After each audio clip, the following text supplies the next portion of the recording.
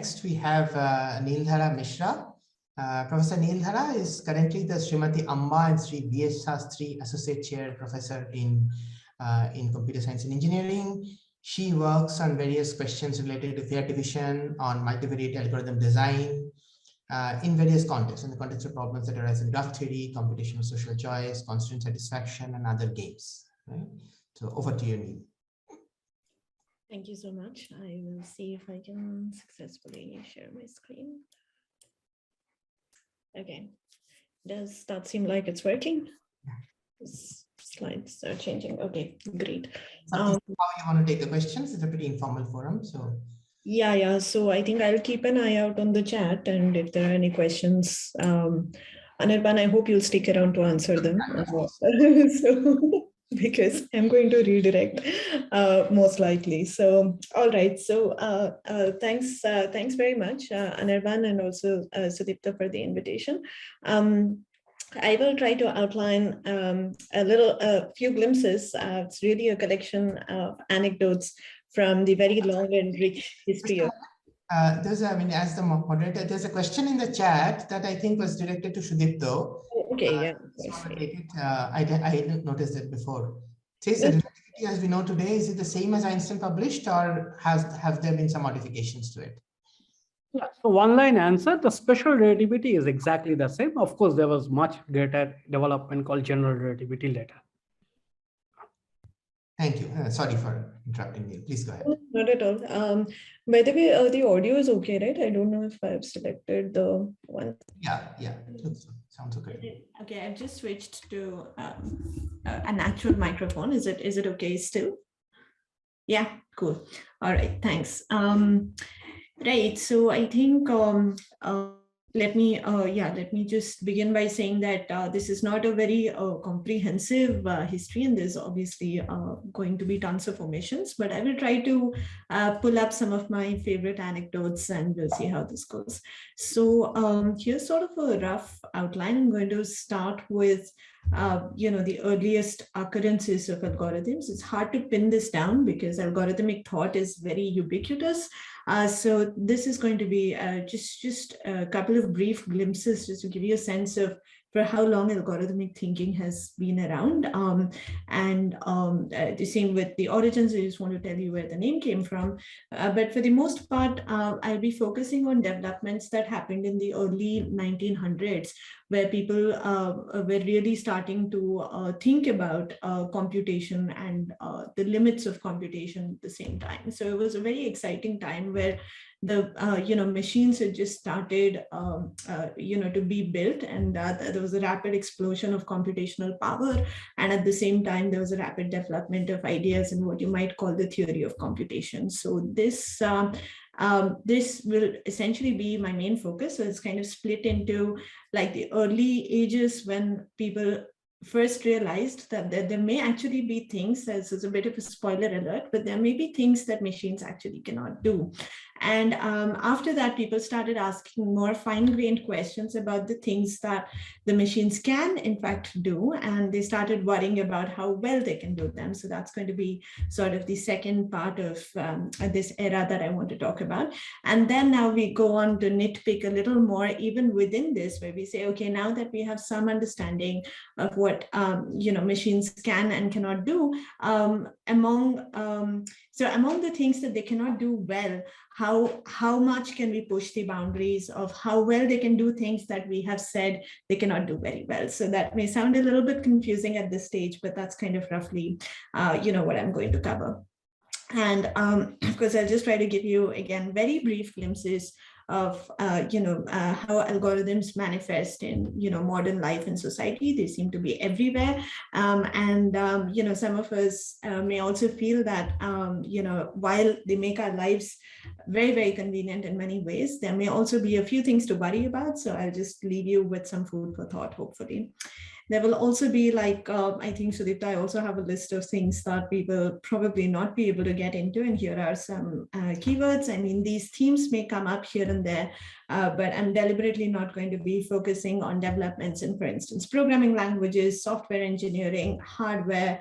There's a huge intersection with philosophy, logic, AI, crypto, information theory, and I will not be able to get into, unfortunately, I'll not be able to get into much of that. So with those sort of disclaimers out of the way, I'm more or less ready to get started. Before we sort of start off on the timeline, you might wonder about, what an algorithm is, and if that's something you haven't encountered in, let's say, coursework, for instance, then I would recommend going to YouTube and searching for the exact instructions challenge if you've not seen this already. So this is this is a pretty funny set of videos where a dad asks his kids to come up with a recipe. So if you've seen algorithms in your coursework, chances are that some of the first definitions you encounter will liken algorithms with recipes, like literal recipes from the kitchen, because there are lots of similarities between, the way an algorithm looks and the way a recipe looks. It's a series of precise instructions, except that when it comes to algorithms, especially ones that you actually ask your computer to work out for you, you do need those instructions to be quite precise. So this challenge involves asking people to come up with precise instructions to, in this case, I think, make a peanut butter jelly sandwich or something like this. And it's pretty funny what happens when people follow these instructions to the letter, because it often turns out that what you get at the end is very different from what you might have expected. So it's pretty amusing. This also features in, I think, the opening lecture of Harvard's CS50, which I think is Programming 101. And the instructor has this demonstration where, again, I think they are, for some reason, there seems to be this obsession with peanut butter jelly sandwiches. So that's what they're trying to make. And they kind of try to follow instructions that come in from the audience. And as you can probably guess from the picture, it's not going very well, but I think they managed to make something at the end of it. So yeah, I'm not going to kind of get into formal definitions of algorithms. Maybe some ideas will emerge, but for now, you could really think of it as a well-defined procedure that's designed to achieve a specific task. And all of this can be formalized in different ways depending on the context. So I guess the earliest appearances of algorithms actually happened in ancient mathematics. So people needed to add, subtract, and divide numbers and things like this. So a lot of the descriptions for how you do such things were procedural. So they had a strong algorithmic flavor. This shows up in math of antiquity, starting from the Egyptian and Babylonian traditions. Also, Greek mathematicians had algorithms that I think are sort of in place and popular to this day in terms of algorithms that can find primes. This is a pretty tedious process. This is, of course, we know that we can do a lot better thanks to a famous primality test, the early 2000s, 2002 perhaps, from, this is the famous AKS algorithm that was published from IIT Kanpur, in fact, but that's jumping way ahead. So just continuing from these sort of older times, even the algorithm that we have from these times for finding the greatest common divisor of two numbers, it's a really elegant recursive algorithm. It goes by it's called the Euclidean algorithm, and it's something that we use, I think, to this day. Closer home, I think Aryabhat also came up with an algorithmic process for finding integer solutions of linear Diophantine equations. I don't know if I'm pronouncing this right, but I think it's called the Kuttak, and it has something to do with, I think the semantics of the word has something to do with how you're breaking down the problem into smaller pieces and solving them and putting the pieces back together, which I think is a fairly fundamental algorithmic strategy or a style of doing things. And this clearly goes way back. Okay, sorry, I think I jumped a slide there. Similarly, we've had, we've had things that show up in modern texts, and I won't go into the definitions of things like Knight's doors or Hamiltonian cycles or Fibonacci numbers. Chances are that these are fairly popular ideas and you've seen them, but if you haven't, don't have to worry about it. But these ideas have origins again, going way back. So I just wanted to give a hat tip to the very early origins of algorithmic problems, thinking, and concepts. As far as the name itself, I think it comes from the name of a Persian mathematician. I think Khwarizm is probably how, is how his name is pronounced. And I think he wrote a very popular, text at the time, which introduced the decimal number system. He was extremely widely read at the time. And I think this text had a lot of impact because it brought in a convenient way of being able to write numbers down, which had huge implications in terms of making calculations efficient. So, so I think there was some sort of, I guess his name perhaps got a little bit lost in translation and finally morphed into the English word algorithm, which eventually evolved as algorithm. So I think if you look at the word algorithm, you can probably break it down in some intuitive way and sort of imagine that it has some standard context and standard meaning, but apparently the word actually does have a slightly different origin. And it's not, it's not that it just comes from Latin roots and the words have meanings associated with computation. As far as I know, that's not the case.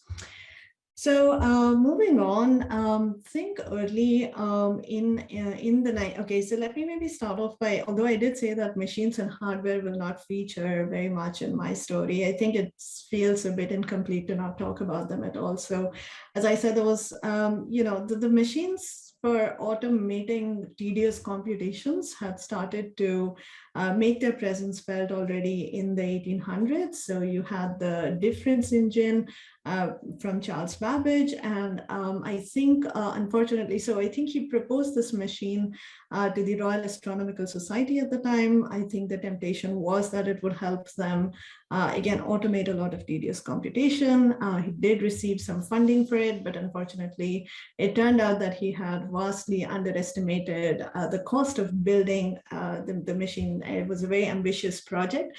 And I think this is a fairly dramatic story on its own right in terms of the ups and the downs. And I think they eventually did manage to build out a few variations, but I think ultimately, as far as I know, the machine that was originally proposed was ultimately not built during Babbage's time. I think other people picked up on it later on. So I think he had incurred fairly significant losses along the way. And as I say, I think managed to salvage it and build some interim machines that could do that could do more than the initial prototype, but not as much as was initially promised. Around this time, Ada Lovelace was widely credited as being the world's first programmer because she could write.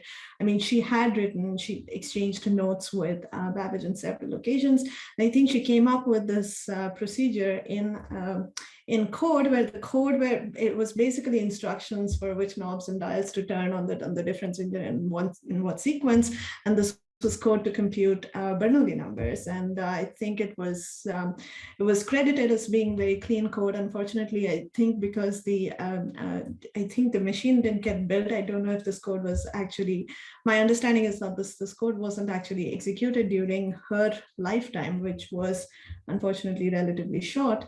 And I believe like the issue of whether it's appropriate to think of Lovelace as a programmer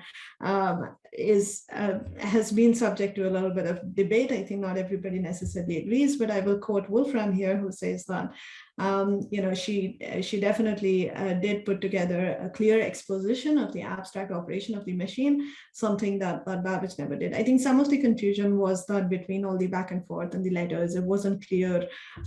It looked like, of course, Babbage was also putting together a number of recipes for doing a bunch of calculations as well. So some of the criticism perhaps stems from the lack of clarity on who did what, but I think Wolfram sounds pretty confident when he says that what Lovelace had done at the time definitely counts as significant and non-trivial. So the machines kept sort of getting better. So a lot of it, I think, came from requirements that were emerging in physics and other disciplines. So for instance, this was harmonic analyzer made by Lord Kelvin. I think this was in the late 1800s, and fairly intricate machinery under the hood here could detect changes in atmospheric pressure and other, I think, a few other parameters. This was a little bit later into the next century, probably mid 1950s, if I'm not wrong. So it's the automatic computing engine, which was designed by Turing, and I think at some point he was involved in the in building it as well, but I think at some point he got disillusioned by perhaps the lack of progress, and I think he kind of walked out on that a little bit, and I think others took it up and finally built it. This is a pretty fascinating video that talks about the mechanical fire control systems inside Navy ships, again mid 1950s. It's really it's amazing. There's a whole lot going on in these. These are mechanical computers before before the revolution happened on the electronic side. And in fact, I think there is an article which says that in some ways the new Navy computers fall short of the power of 1930s tech. So if you're interested in that sort of thing, you might find this like a pretty cool excursion. There's a more modern explainer video that I thought was very fun, and I think, if I remember correctly, this was shared by or pointed out to me by Manish Jain, so thanks to him for that. This is a really cool video which talks about how these mechanical devices can do integration, for example, and so on and so forth.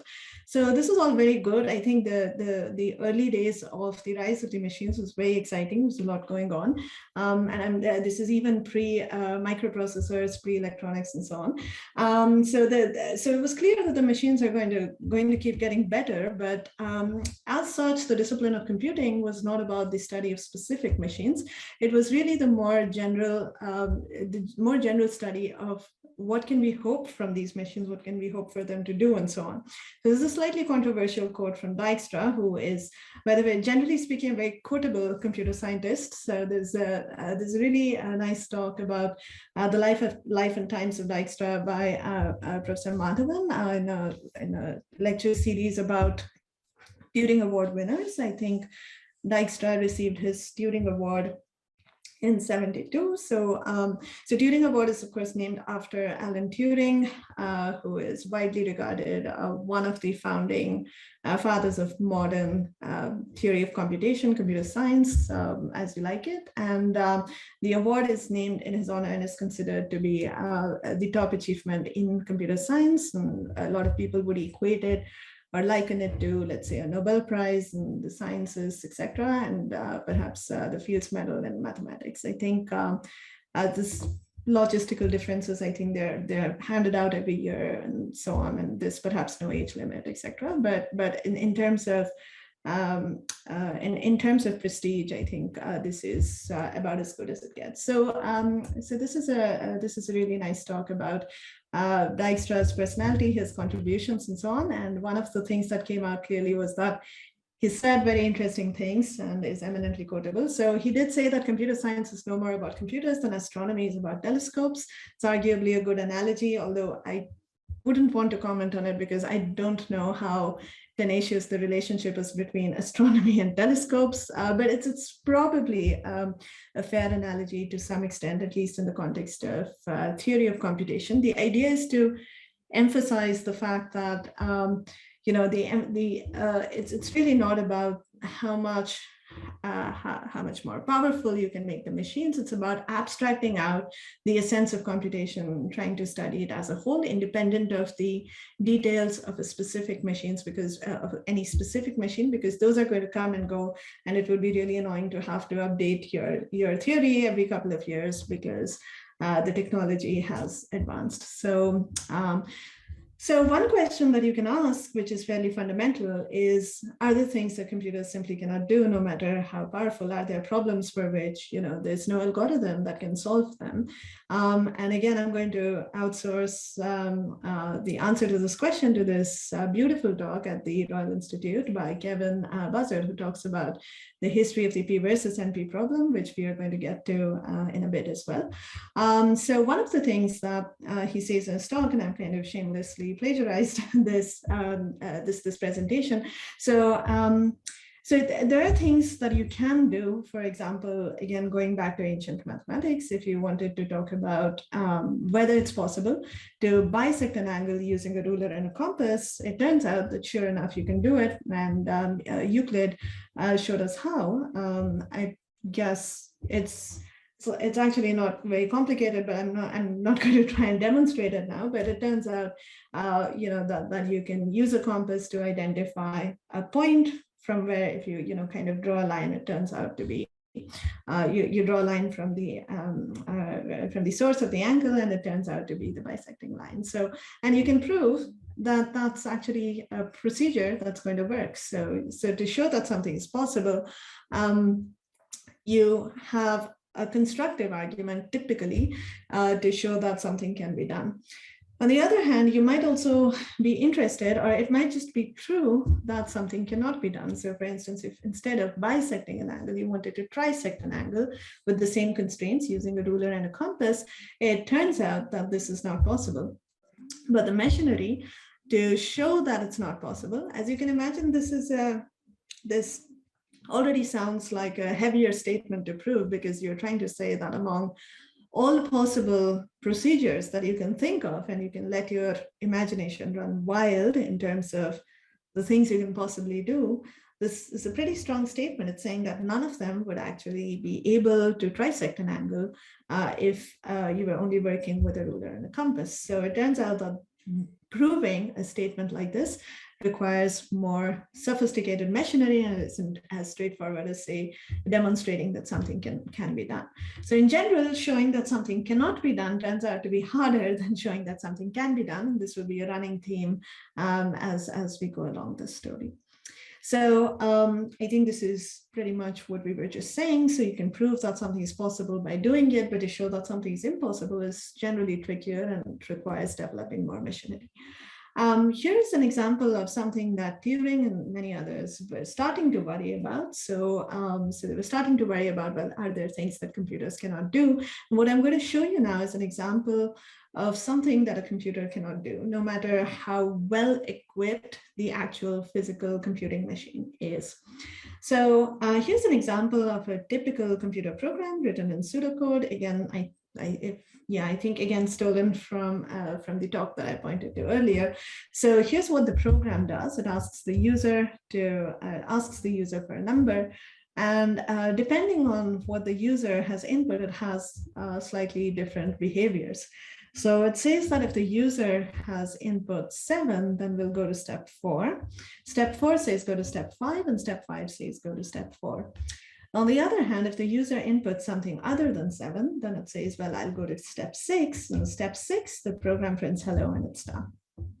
Okay, so you can probably guess what's coming up. So suppose you user that inputs, maybe you don't know the internals of the program, it's just an innocuous program asking you for a number, and suppose you happen to be somebody for whom like 7 is your favorite number, so you input 7, and then what's going to happen is that the program goes to step 4, from here it goes to step 5, from step 5 it goes to step 4, and it keeps doing this dance, and this is never going to stop, right? So let's say that a program that gets stuck in this fashion is a program that's a bad program. You can think of this as a program that's crashed. It's going to bring your machine down. Your machine is never going to free up from having to run this program. So that's a bad situation to be in. And remember, Turing and others like him are thinking about these issues even before computers as we know them are even around. So these are sort of thought experiments, if you like, and that's a part of the sort of the genius of this sort of thought process. The timing of it is quite incredible. So just going back to what we were saying, so you have a computer program is said to be a bad program if it causes the machine to crash. It just gets stuck forever, and it's good if it doesn't get stuck in this fashion. Okay, so although here I've kind of said that we call a program good or bad, I'll think of it as a program equipped with an input. So a program, so this program that we saw here is a good program if the input is anything other than 7. And it's a bad program if the input is 7. So so that's what we want to talk about. I think it's interesting. If a computer program is good or not. I think this is a very practical problem to this stage. Somebody has written a piece of code. You want to know, well, is this particular, is it going to crash if it's given this particular input? Or you could ask the more general question about, is there some input on which it's going to crash, right? So these are clearly relevant questions that you would like to know answers to. So it would be really cool if you could write a meta program which took a program as an input and tried to figure out if that program was good or bad. So that's the sort of question that Turing was worrying about, and it turns out that he was able to prove that this is actually not doable. You cannot write a program that can effectively determine if another program is going to crash or not. You cannot predict whether a program is good or bad. And think a lot of the philosophical thought process here was inspired by Gödel's ideas of incompleteness and the paradoxes of Russell at the time and so on. So, so in fact, we're going to step back a little bit and talk about the broader context at the time. But before that, this is like a cute idea. I'm kind of hand waving a lot of formalism, but the basic idea that was driving the proof of this fact was a simple argument by contradiction. I mean, simple but mind-blowing at the same time. Okay, so here is the premise. Suppose you had a program that could check if a program crashes on a given input or not. Suppose hypothetically you had such a program. Then here's something that you can do. You can use that program to write another program. Okay, here is another program that I'm going to write. You have given me a black box. A black box is the diamond in the center, which can figure out if something is a good program or not. So here is a wrapper program around this. Okay, which uses this hypothetical program which can figure out if another program crashes or not. This hypothetical program is being used here because if it's a program that exists, I can invoke it, I can call it. So here's the wrapper program. The wrapper program takes a program as input and figures out if it's a good program or a bad program. If it's a good program, then this wrapper program behaves like a bad program. It's going to loop forever. On the other hand, if the input program is a good program, it's a bad program. If the input program is a bad program, then the wrapper program is going to behave like a good program. So essentially, it's flipping the behavior of the input program. So you give this wrapper program a good program, the wrapper algorithm, the wrapper program becomes a bad one. You give it a good one, it becomes a bad one. If you give it a bad one, it becomes a good one, right? So that's what the wrapper program does. And now the sort of mind-blowing thing that you want to do is to ask, is the wrapper program a good program when it takes itself as input, right? So this is like a nice, fun thing to think about. And again, if you're familiar with classical paradoxes, you'll probably, and in case you haven't seen this before, then you will find that the reasoning is of a similar flavor. So let's take a deep breath and ask ourselves what happens if the input to this. So remember that this program takes programs as input. This program itself is a program, so you can input it to itself, right? So suppose you feed this program into this program and you say, okay, it should be, suppose you hypothesize that this is a good program, okay? When this program takes itself as input, it's a good program. But then what happens? Well, the program takes itself as input. And if it's a good program, it becomes a bad one, right? So, well, it's actually not a good program. On the other hand, if you decide that this program, when it's acting on itself as input, is a bad program, then when you take this program as input, the black box algorithm, which is supposed to correctly detect if there are crashes, is going to say, okay, it is a bad program. It's not a good program. Then, well, then you're going to follow the bottom part of the flowchart and you're going to actually behave well. So if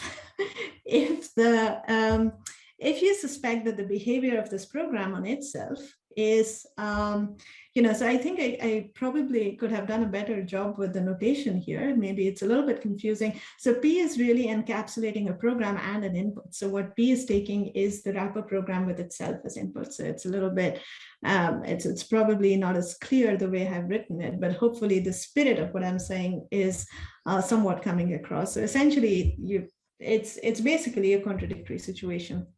There's no way out. This program doesn't have the appropriate behavior. So if you hypothesize that the program, when it's fed itself as input, should be a good program, then the behavior of this program when it takes itself as input is in fact bad, and conversely. So that's why you have a contradiction. And the only assumption that you have made so far that you cannot potentially justify is the assumption that there is such a program which can check if another program on some input is a good program or not. So that assumption has to be false because it's leading us to a contradiction. So, okay, so I think all the tongue twisty part is done. And, hopefully, if not the specifics, as I said, I'm like being hand wavy about stuff, but this is essentially in the spirit of what are called diagonalization arguments.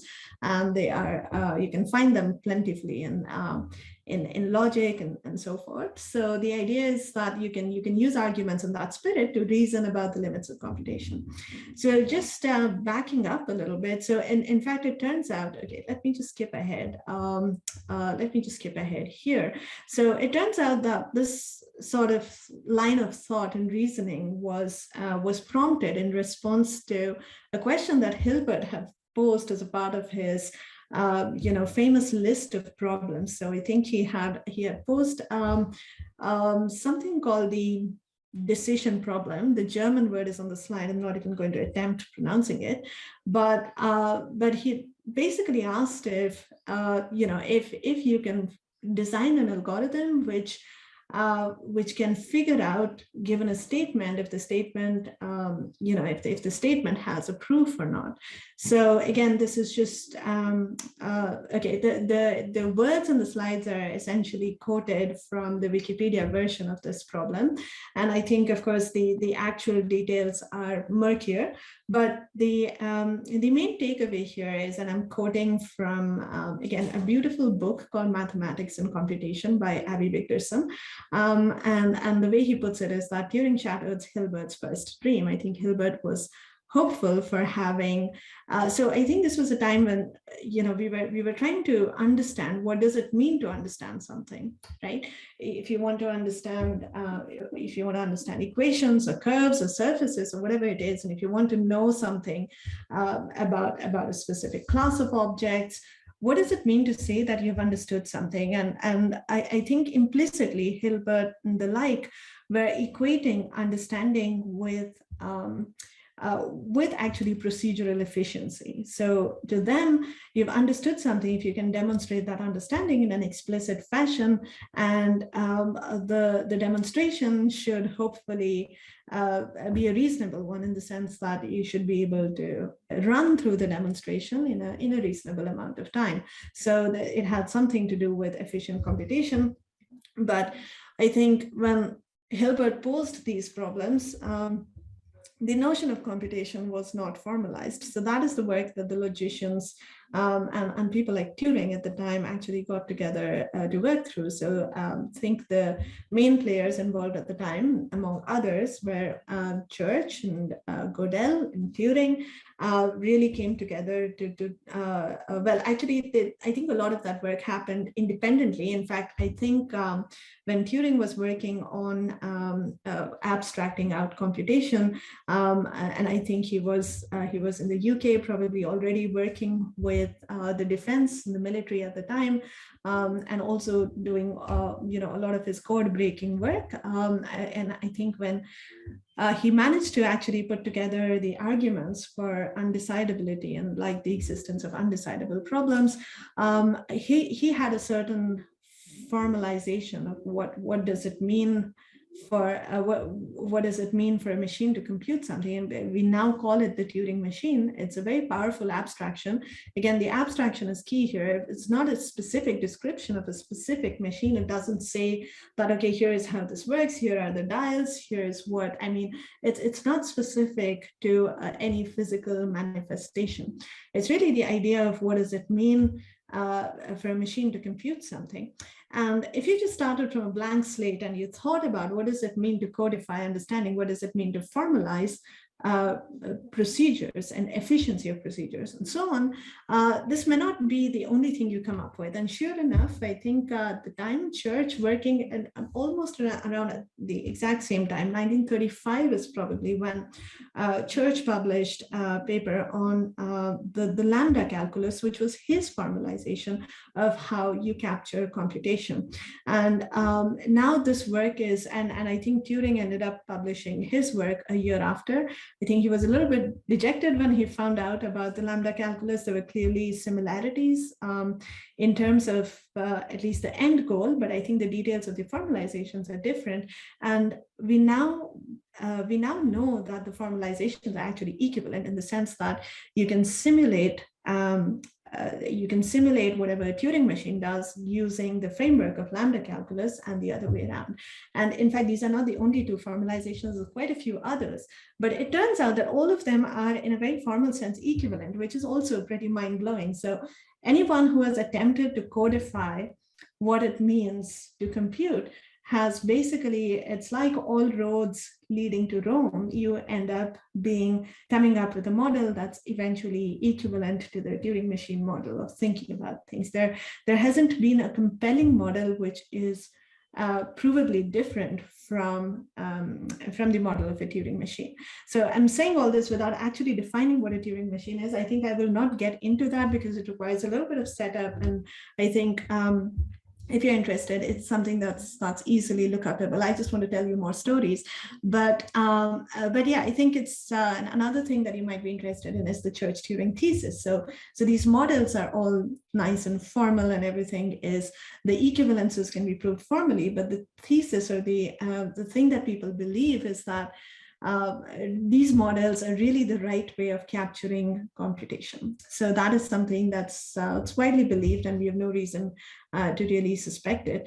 It also turns out in tangential trivia in the late 80s, in 89, a letter written by Gödel to John von Neumann in 1956 came to light. And this is also a really interesting letter. It's mostly technical, so I'm not quoting right out of it. This is a time when von Neumann was apparently very ill but recovering, and Gödel talks about the decision problem. He talks about undecidability, and at some point he goes on to asking finer questions within the class of problems that we know to be not undecidable. Let's say you do have processes, and he's now digging deeper into, okay, I mean, maybe let's set aside the ones for which there is no hope, like the problem of checking if a program is going to crash or not. But let's look at the problems for which we do have some hope. And I think once he started digging into that, and in modern terminology, I think he ended up framing what is now known as the P versus NP question. So let me get to that part of the story. So what do we mean by, so you've probably heard of P versus NP as being one of the most fundamental problems in all of computer science. And it's one of the claim millennium problems, which means that it has a price tag of $1 million attached to it. So what's the big deal? So let's at least, I mean, I'm not sure if I can communicate the big deal around P versus NP, but at least I can hopefully set up a little bit of the terminology just to appreciate what the question is even asking. So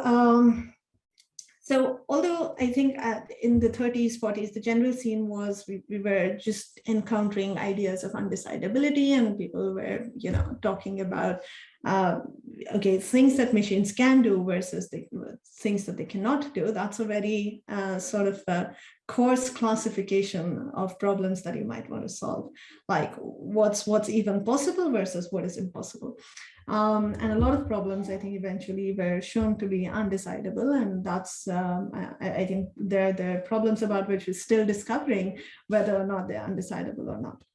But now there's a whole world of problems which machines can solve. And now within that, you start becoming interested in how quickly can you solve them. And this is a refrain in algorithms that we have to this day, where you come up with a way of solving something and you immediately ask, usually by a reviewer, but also you ask yourself if you can do it better. So what do we mean when we say, can we do it better? It means, can you do it faster? Can you use fewer resources? Typically, when algorithms are doing their thing, they end up using memory. They end up using communication. If it's an algorithm that needs to communicate with some server, it's sort of transporting bits back and forth. It's obviously taking time. So these are the sorts of things that you want to optimize for. You want to say, can you do it with fewer and fewer resources? Because we are miserly when it comes to resources. Most of us are operating on a budget, and the faster you can do things, the better it is in general. And these days, especially with algorithms controlling markets and things like that, really every nanosecond counts, I guess. So yeah, I mean, basically the idea was that, can you make better algorithms? So this is a bit of a quip. The whole talk is full of nice anecdotes, by the way. This is Dinitz, who is known for various things, among others for coming up with an algorithm for finding maximum flows, which we will talk about if we have time. So the idea was that when an American and a Russian were talking about, how did the Russians manage with machines that were subpar, the Russians said that, well, we had better algorithms. So that's pretty dramatic. So the earliest signs of the fact that people were starting to worry about or look at how much how expensive are these algorithms? I'll just focus on time as a resource, although people do think a lot about space and communication and other resources as well. But for simplicity, I'll just focus on time, which I think was also one of the, in the early days, identified as one of the primary things to worry about.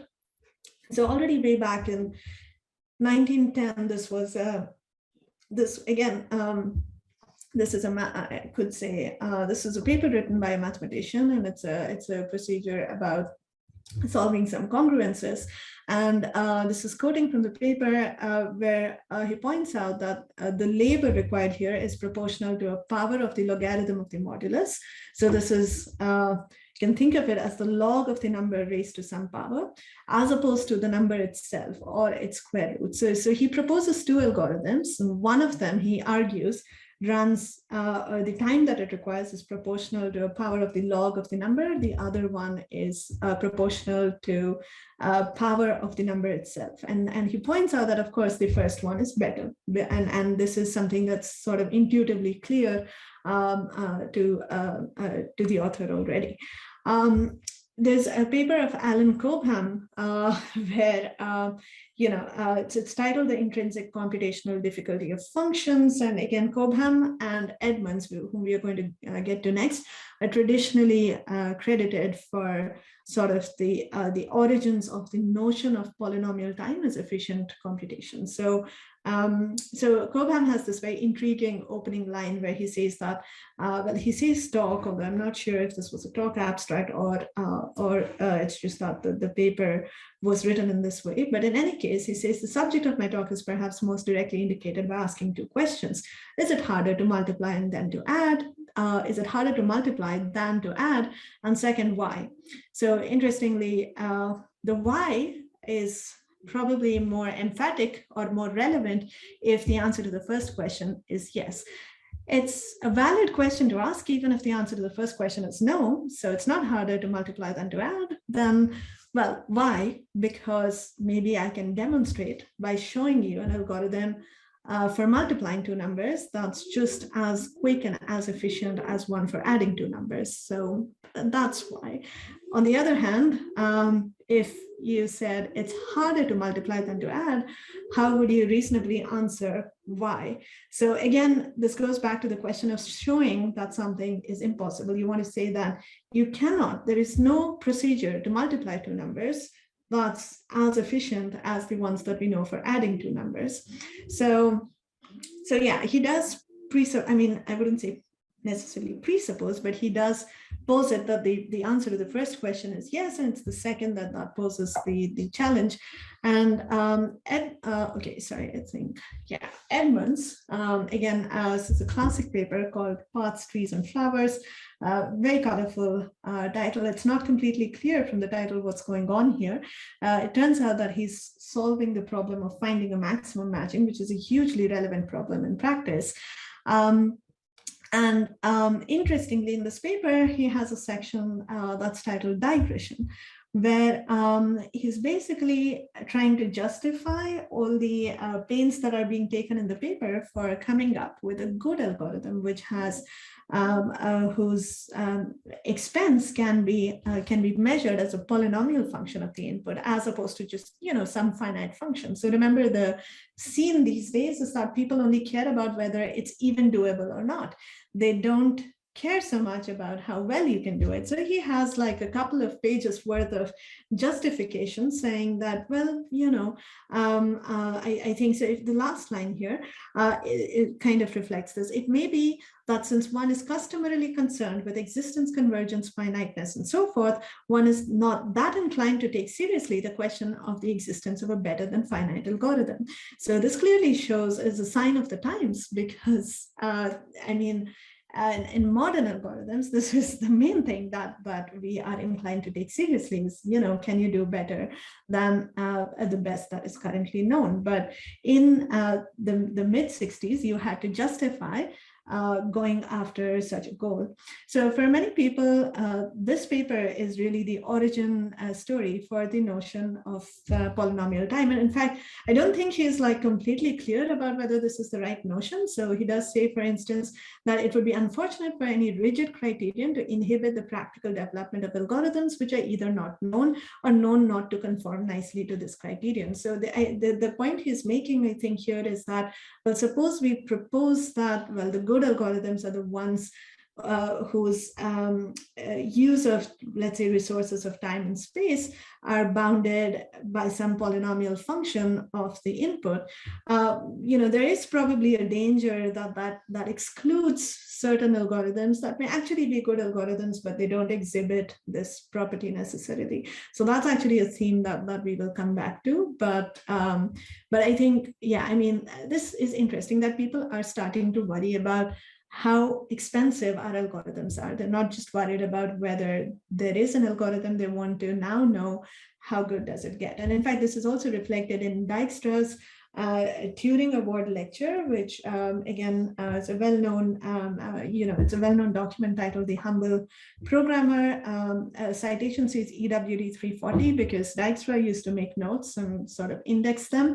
It's not clear that he had written 339 notes before this because some of them are missing, but nonetheless, people might even think of Dijkstra as one of the earliest bloggers because of how systematically he wrote these highly opinionated pieces about the scene of the times. So one of the things he said when he was talking about a software crisis, there's like larger context to this, but I think it's reasonably fair to pull out this paragraph out of context because I think it conveys what we want to see here. So he says that the machines have become several orders of magnitude more powerful. So to put it quite bluntly, as long as there were no machines, programming was no problem. When we had a few weak computers, programming became a mild problem. And now we have these gigantic computers and programming has become an equally gigantic problem. So some of these have issues that are related to implementation and programming style and things like that, things that I promised I will not touch upon. But there's also this issue of, how can you write or how can you come up with procedures that are efficient and that can really leverage all this power that is coming up on the hardware side of the story. So, okay, and it looks like I'm kind of running out of time. So maybe I'll just very briefly talk about the problem that Edmonds was concerned with in his paper. So think of the matching problem as just trying to pair up two groups of people. So let's just say boys and girls for convenience. And oops, I think I have not navigated this properly. Just give me a moment. Yes, I think we are back. So so let's say you're boys and girls, and let's just ignore this. So let's say that you have pairs that you consider compatible, or you think it would be good to match them for whatever reason. So this is the sort of problem that abstracts scenarios like, let's say, job applicants with posts or jobs, or it could be matching, let's say, organ donors for the patients who need them. So not every pair is compatible. So you have this sort of this is the data that you have about pairs that make sense to match with each other. And what you want to do is you want to match as many pairs as possible. So that's the maximum matching problem. I've shown you an example where it seems like you're matching two sets of people. It doesn't necessarily have to be that way. So Edmonds solved the problem where you're just given a bunch of pairs over a set. And he designed this algorithm which would figure out what's the largest collection of pairs that are, mutually disjoint. So that's what a matching is. So I'm not going to get into the algorithm itself. In fact, I wanted to also tell you about another problem which had I think a huge amount of practical relevance at the time. So this was, again, we're talking about times, this is just after the Second World War. And it turns out that the Russians and the Americans were very interested in each other's railroad systems, because they wanted to know how, how they could cause disruption, again, using fewest resources. If you're in military, you probably only have so many bombs that you can drop, etc. So, so they were trying to figure out, so usually a transportation network is designed in such a way that it can move necessary goods, items, supplies from one place to another. And one of the things that they were starting to worry about is, how can you destroy the connections between the source, let's say the factories, and the place where the supplies need to reach, by causing by using up the an optimal set of resources. So this turns out was actually codified in a report that has that was at the time secret. I think you can see secret on the top left of the slide here, but has since been declassified. This was, again, as you can see, way back in 1955, and this essentially codified what we now know as the minimum cut problem, which is also, it turns out, is closely related to the maximum flow problem, which is intuitively that you're given, let's say, a railroad network and different roads of different capacities, and you're trying to push as many supplies as you can from the left to the right. So it turns out that the minimum cut, the minimum number of things that you need to destroy, is also is in fact equal to the maximum amount of goods that you can push across the network. It's a beautiful combinatorial duality, and it turns out that there are some really nice algorithms for this problem. Without getting into the algorithms themselves, one thing that I did want to say is that the flow problem and the matching problem probably look or sound very different. But it turns out that if you had an algorithm for the flow problem, then you can in fact solve the matching problem, at least the kind of matching problem that I showed you, where things are partitioned into two sets, and you're trying to match things across two disjoint sets. This is a fascinating concept, that you can use an algorithm for a totally different problem to solve your problem. So if somebody gave me a procedure or an algorithm to find a max flow in a network, I could dress up my matching problem like a flow network and pretend that that's what it is and feed it to the flow algorithm. And it turns out that what the flow algorithm gives you can actually be turned into a matching. And there is a proof that these problems, I mean, this essentially amounts to a proof that these problems are equivalent. There are a lot of other problems. So for instance, there is a well-known problem called the sport elimination problem. So let's say you're watching IPL, and after the round robin sort of section is done, you're at some intermediate point, you know that these are the 4 teams that top the table. You know how many matches they have played so far, how many matches are remaining, and you know how many matches each team has won so far. So one question that comes up a lot over coffee, especially if you follow the game, is, okay, is there a sequence of outcomes that can make my favorite team win? So from here, I want to know, does the Bangalore team have a chance to make it to the top of the leaderboard? And this is something that usually gets answered by a lot of painful analysis. You know, if this happens, then that'll happen. If they lose, and they win, and if it rains on this day, etc., etc. But it turns out that you can actually turn this into a flow network and use a Maxwell algorithm to make an accurate prediction, which is really cool. So fundamentally, the idea is that we have this notion of problems reducing to each other, or problems that can basically, we have these algorithms that turn an instance of one problem into an instance of another problem in a way that solving the other problem actually gives you a solution to the problem that you care about. So this is something that you can use to solve problems, but it turns out that it's also something that you can apply when you want to explore the limits of computation. So here again, I will try to say this briefly, but the kind of problems that we have seen so far constitutes a class of problems that we call P. These are problems that have nice solutions. They can be efficiently solved in polynomial time, whatever that means. So these are the good problems. We also have a whole class of problems for which what we know is that we can efficiently check solutions. So if you give me a solution, I can validate it, but we don't know yet if we can actually find these solutions effectively. And really the central question is,